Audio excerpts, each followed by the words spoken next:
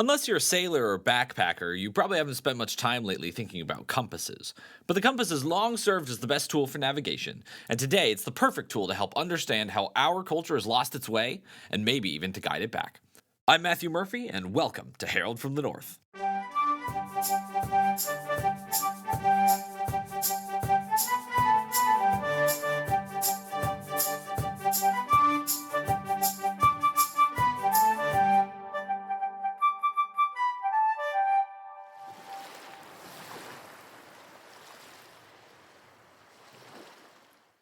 Imagine yourself, if you will, sailing on a ship back in the 16th century and you're the one in charge of navigation. It's your responsibility to get the ship's cargo and its crew safely to its destination, so you've brought along some tools that'll help you along your way. You can bring a chart and a quadrant and a spyglass, but the most obvious tool to bring is a compass. Because no matter where you're at or what the weather is like, the compass still operates how it's supposed to, which has made it one of the most widely used and reliable tools to get people where they need to go. But then, just as you're thinking about all of this, a random sailor comes up, takes your compass, tosses it into the ocean, and declares that you should be sailing the opposite direction because he, quote, has a good feeling about it. Now, take that scenario and compare it to the way that people try to solve problems in our culture today. We've always had wisdom, we've always had logical reasoning that have allowed us to solve problems and to learn from the past and to plan for the future, but people aren't doing that anymore. They've taken these reliable tools that have helped us to learn and to grow, and they're chucking them out into the ocean, just like the random sailor guy. People are sailing through life with nothing but their intuition guiding them, and it shows. If you've ever wondered how our culture got to the point where it believes that men can be women, and that unborn babies aren't human, and that there is no God, it all boils down to this idea. Without logic, we can never find the truth. But it's important to clarify what exactly I mean when I speak about truth. The most common definition of truth is that which is in accord with fact or reality. And funny enough, everyone actually does agree that truth exists. But what they don't often realize is that if they claim something is false, they're making a statement of objectivity. They're saying that they've measured some piece of information that they have against what the other person has said and determined that the other person's statement is invalid because it does not reflect what they believe to be reality. With that in mind, the question becomes less focused on the existence of truth and more about where truth comes from. Even though being in accord with reality is the dictionary definition of truth, the wider culture doesn't really believe that. Whether it be for self-serving or ideological reasons, people have begun to claim that truth can originate from places that are subject to human minds. There are people that claim that their feelings are a valid source for truth. Others turn to society, saying that whatever we decide is true becomes so. Or some even posit that truth is simply our ability to observe whatever is most evolutionarily beneficial to us as a species. But all of these sources have a host of problems. Firstly, feelings change constantly. It's entirely possible for a person to start out believing that an action is moral, but then through more research and conversations come to the conclusion that the action is immoral. But that means that truth itself would have to change, which would make it not really truth at all, as we currently define it. If we want to make claims of objective truth that apply for all of time, it means that truth can't change simply because one individual has changed their mind. Not only can a person's feelings change from one minute to the next, but their feelings can also be the exact opposite of another person's. There are plenty of topics where people argue that an action or an idea is moral or immoral, but no matter which side you take in that debate, everyone agrees that someone in that situation is wrong.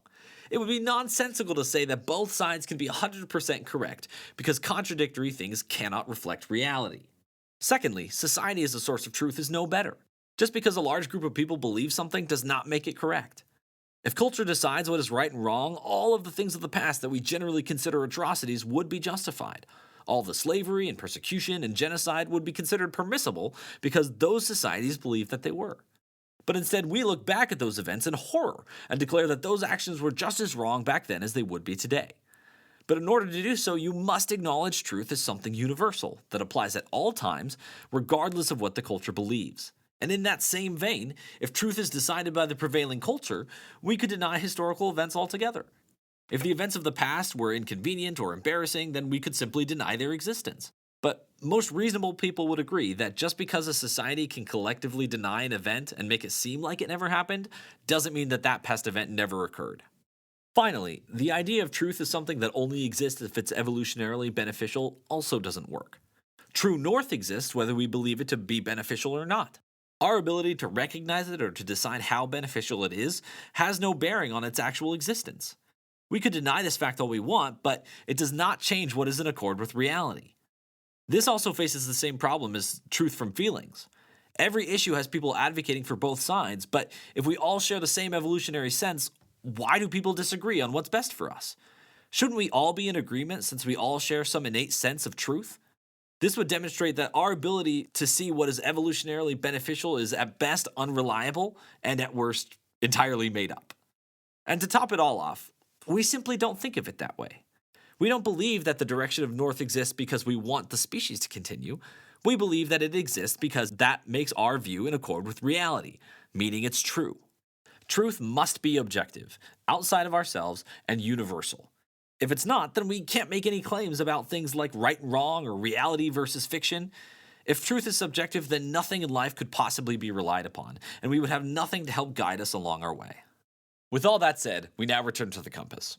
Much like true north, truth is always around, but just because we know truth exists doesn't mean that it's easy to find. Just as the compass helps the sailor to find north, logic helps people to find the truth.